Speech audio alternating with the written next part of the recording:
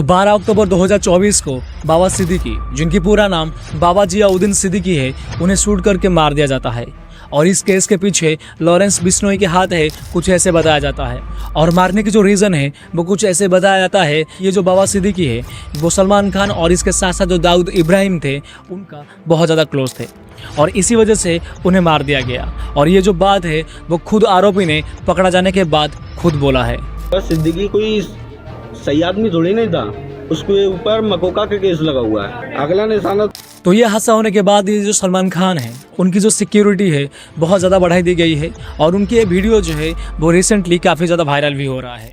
मान लिया बड़े ताकतवर हुआ, बड़े बहादुर हुआ, इतने बहादुर इतने ताकतवर हुआ कि आप अपने परिवार वालों को कंधा दोगे। और इसके बाद जो जेसन सिद्दीकी, जो कि बाबा सिद्दीकी की बेटा है, उनकी एक फ़ोटो मर्डर के एक हफ्ते के बाद जो आरोपी है उसकी मोबाइल से रिकवर भी किया गया है। तो कौन है ये लॉरेंस बिश्नोई और क्या है ये बिश्नोई कम्युनिटी और वो क्यों सलमान खान को मारना चाहते हैं, तो चले जानते हैं हर चीज़ को विस्तार में। तो ये कोई पहली बार नहीं बल्कि इससे पहले सलमान खान के घर के बाहर गन फायरिंग की गई थी और इसके साथ साथ सलमान खान को मारने की भी कोशिश की गई थी। तो असल में ये लॉरेंस बिश्नोई और सलमान खान के बीच में कहानी क्या है? तो दरअसल ये जो कहानी है वो स्टार्ट होती है 1998 में, जिस टाइम पे राजस्थान की जोधपुर में हम साथ साथ है कि फिल्म की शूटिंग चल रही थी।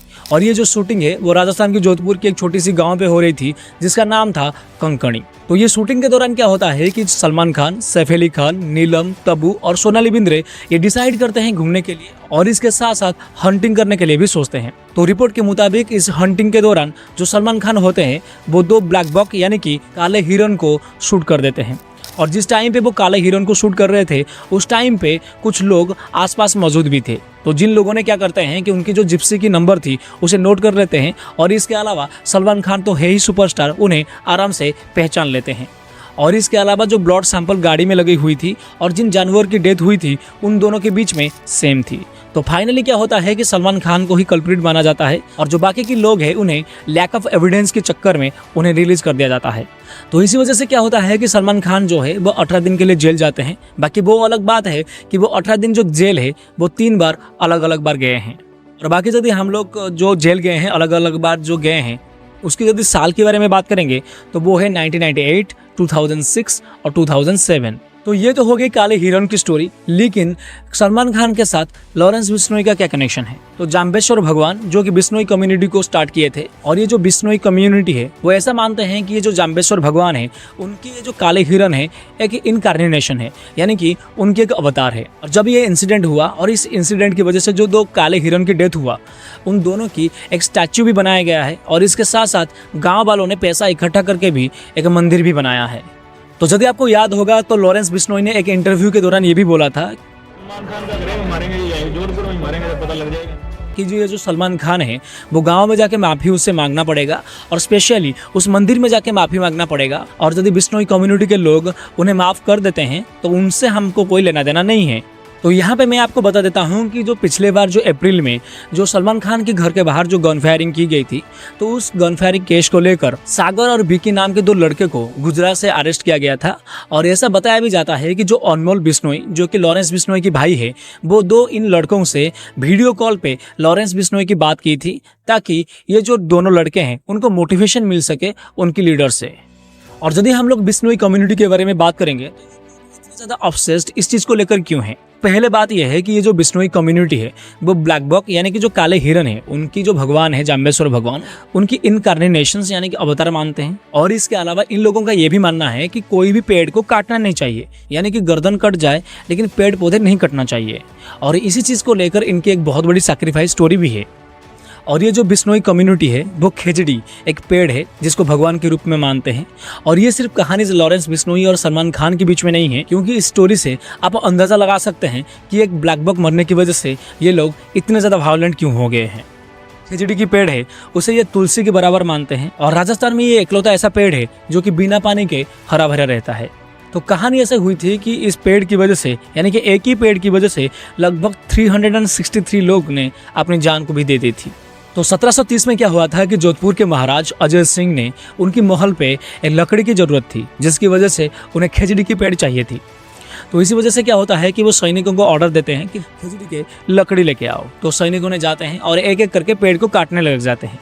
तो इसी दौरान में क्या होता है कि अमृता देवी, जो कि बिश्नोई कम्युनिटी को बिलोंग करते हैं, जाते हैं और एक खजूरी के पेड़ को कड़ के चिपक जाते हैं और बोलते हैं कि यदि इस पेड़ को काटने से पहले मेरे गर्दन को काटना पड़ेगा। तो इसी दौरान में क्या होता है कि ये जो सैनिक रहते हैं वो लोग क्या करते हैं कि जो अमृता देवी है उनकी गर्दन को ही काट देते हैं और उसके बाद उनकी तीनों बेटियां आते हैं तो तीनों बेटियों का भी गर्दन काट दिया जाता है और उसके बाद उनके पति भी आते हैं, उनकी पति का भी गर्दन को काट दिया जाता है और ऐसे ही गर्दन को काटते काटते लगभग 363 लोगों की जान चले जाता है। तो इसी बात से आप अंदाजा लगा सकते हैं कि एक दो काले हिरन मरने की वजह से ये इतने ज़्यादा वायलेंट क्यों है।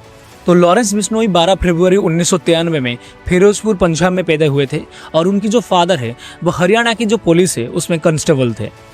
तो होता क्या चीज़ है कि जो लॉरेंस बिश्नोई है वो पंजाब यूनिवर्सिटी में पढ़ाई करने के लिए ज्वाइन होते हैं और उसी दौरान उन्होंने गोल्डी ब्राड से मिलते हैं जो कि और एक गैंगस्टर है। ये जो दोनों है वो यूनिवर्सिटी की पॉलिटिक्स में ज्वाइन होते हैं और वहीं से क्राइम करना स्टार्ट करते हैं। तो लॉरेंस बिश्नोई की जो क्रिमिनल एक्टिविटीज़ है वो चंडीगढ़ से स्टार्ट हुई थी, जब उसके नाम पे मल्टीपल एफआईआर्स रजिस्टर हुए थे 2010 से लेकर 2012 के बीच में, including attempting murder, assault and robbery.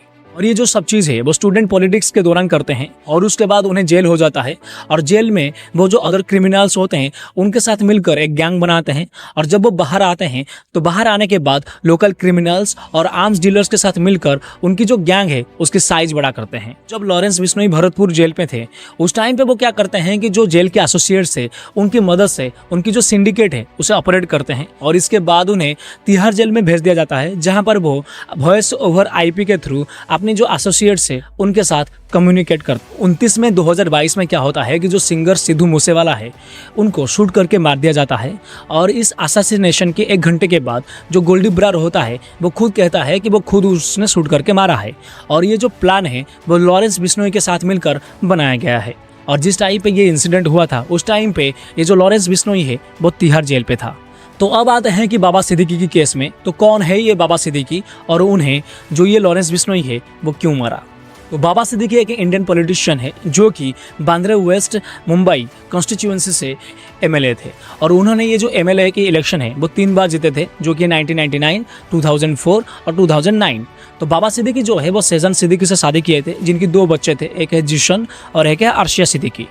तो 12 अक्टूबर 2024 में क्या होता है कि ये जो बाबा सिद्दीकी है उन्हें 3 असाइलेंट्स के द्वारा शूट करके मुंबई पे मार दिया जाता है और उसके बाद उन्हें लीलावती हॉस्पिटल में लिया जाता है जहां पर उन्हें डेड डिक्लेयर किया जाता है।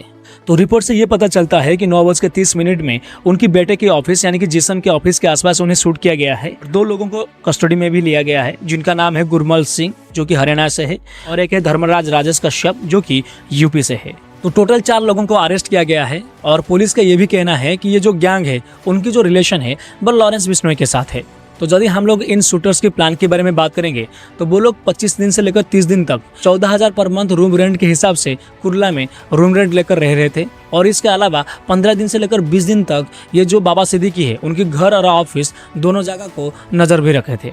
NDTV के एक रिपोर्ट के मुताबिक ये भी बताता है कि ये जो शूटर्स है उनका ये प्लान था कि उन्हें घर या फिर ऑफिस कोई भी जगह पे उन्हें शूट करके मारना है और ये जो हर शूटर से उन्हें 50,000 रुपया शूट करने के लिए मिला था। ये जो गैंग है उनके गैंग मेंबर के द्वारा एक फेसबुक पोस्ट भी डाला जाता है जिसमें ये लिखा होता है कि काफ़ी ज़्यादा वायरल हो रहा है और उसमें ये लिखा हुआ था कि ये जो बाबा सिद्दीकी है उनकी जो क्लोज रिलेशन है वो अंडरवर्ल्ड डॉन दाऊद इब्राहिम सलमान खान के साथ था, इसी वजह से उन्हें मार दिया गया। और इस पोस्ट में ये भी लिखा हुआ है जो भी सलमान खान और दाऊद इब्राहिम के साथ कनेक्शन रखेगा भाई वो अपना हिसाब कर लो। और ये जो पोस्ट है वो शुभू लोंकर महाराष्ट्र एक अकाउंट है जिस अकाउंट से पोस्ट किया गया है और इस पोस्ट में ये भी लिखा हुआ था कि हमारे भाइयों में से यदि आप किसी को भी मारोगे हम तो रिएक्ट करेंगे लेकिन हम पहले किसी को नहीं मारेंगे। तो ये जो बाबा सिद्दीकी है वो ग्रैंड इफ्तार पार्टीज अरेंजमेंट करने के लिए बहुत ज़्यादा जाने जाते हैं और जिनकी रिलेशन बहुत बड़े बड़े जो बॉलीवुड स्टार्स है उनके साथ थे, जैसे कि सलमान खान, शाहरुख खान और संजय दत्त। तो इस हादसे के बाद ये जो सलमान खान है उनकी जो सिक्योरिटी है बहुत ज़्यादा काफ़ी बढ़ा दी गई है, उनको Y+ सिक्योरिटी दिया जा रहा है और उनकी जो मुंबई के पानभेल में जो फार्म हाउस है उसके आसपास पुलिस को खड़ा किया गया है और इसके साथ साथ उसके आसपास जो भी गाड़ियां जा रहा है उसके ऊपर भी नज़र रखा जा रहा है। तो इसके अलावा ये जो गैंग है उन्होंने ये कहा है कि हमें 5 करोड़ रुपया दे दो सलमान खान से, और यदि आप ये 5 करोड़ रुपया हमें दे देते हो तो सलमान खान को हम कुछ भी नहीं करेंगे। तो यही थी कहानी लॉरेंस बिश्नोई, सलमान खान और बाबा सिद्दीकी की।